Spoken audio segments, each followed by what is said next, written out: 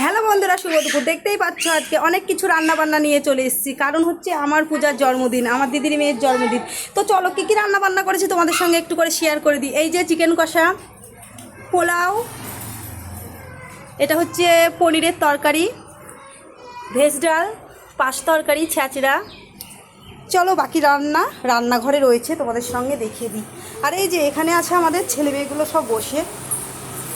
এই যে আমার পূজা রানী, শাক, পায়েস, পটল ভাজা, বেগুন ভাজা, আলু ভাজা, মাছের ঝোল, আমের চাটনি, আর এখানে রয়েছে সাদা ভাত। এই হয়েছে রান্নাবান্না। এই যে আমার বনি রানী,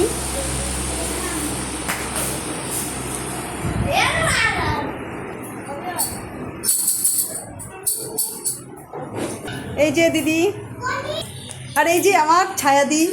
হাই, আপনারা ভালো করে লাইক করবেন, শেয়ার করবেন ভালো করে।